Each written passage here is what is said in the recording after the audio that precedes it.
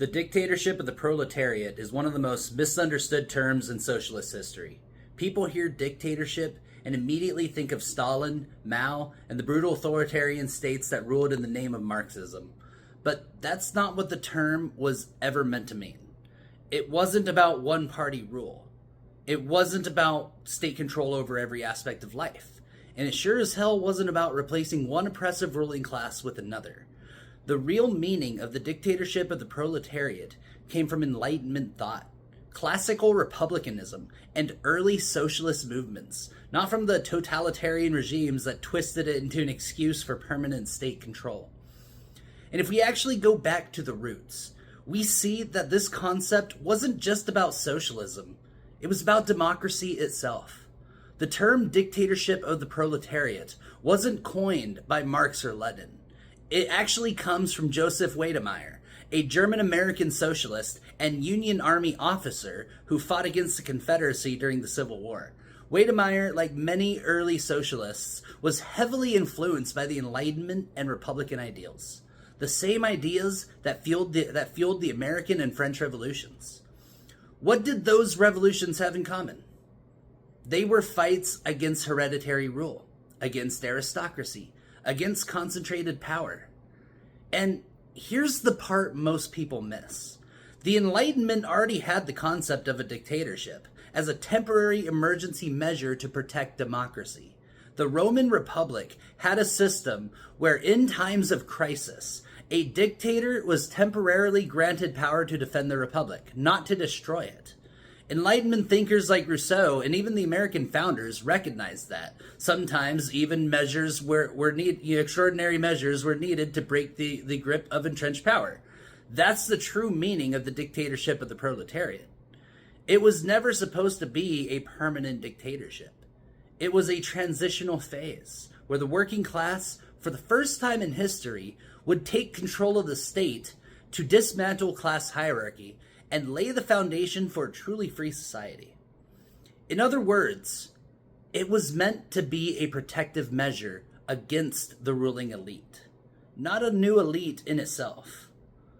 One of the most important things Marx pointed out is that every government under capitalism is already a dictatorship. Not a dictatorship of one man, but a dictatorship of a class. The courts, the police, the military, and the legal system aren't neutral. They exist to protect private property, capital accumulation, and the interests of the ruling class. If you try to change the system in a way that threatens that power, whether through unions, strikes, or mass political movements, they will use force to stop you. That's the dictatorship we already live under. And the dictatorship of the proletariat was meant to be a reversal of that. Not the creation of a new elite, but the temporary empowerment of the working class so that the state could be dismantled entirely. Because here's the real goal. The state was supposed to wither away. That's not me saying it. That's Marx himself in the Critique of the Gothic Program. If the dictatorship of the proletariat was supposed to be temporary, if the state was supposed to dismantle itself, then why did Lenin, Stalin, and Mao build the most powerful bureaucracies in human history? Because they didn't follow Marx. They followed their own interpretation of power. Instead of empowering the working class directly, they built a party bureaucracy that ruled in the workers' name, but never actually gave up control. Instead of dismantling the structures of state power, they expanded them until the government itself became the new ruling class. Instead of allowing the state to wither away, they created police states where dissent was crushed and power was never relinquished. This isn't a failure of socialism. It's a failure of authoritarianism. Marx warned about this. He called it state socialism, and he rejected it. Socialism isn't about the state controlling everything. It's about the people controlling their own lives. And that's the biggest betrayal of all. ML and Maoist states never gave people control.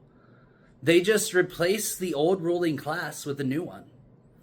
So if we actually believe in the dictatorship of the proletariat, we need to reclaim what it was supposed to be. A temporary phase of worker control, not a permanent one-party state. A means of dismantling class power, not creating a new elite. A pathway to stateless, classless society, not an excuse for authoritarian rule. The Marxist, Leninist, and Maoist states never achieved communism because they never let go of power. But the Enlightenment perspective, the true socialist perspective, tells us something different. The goal of revolution isn't just to change who holds power. It's to abolish the structures that make power necessary at all. So when someone tells you that authoritarian rule is necessary for socialism, ask them, if the state was supposed to wither away, why did yours only get stronger?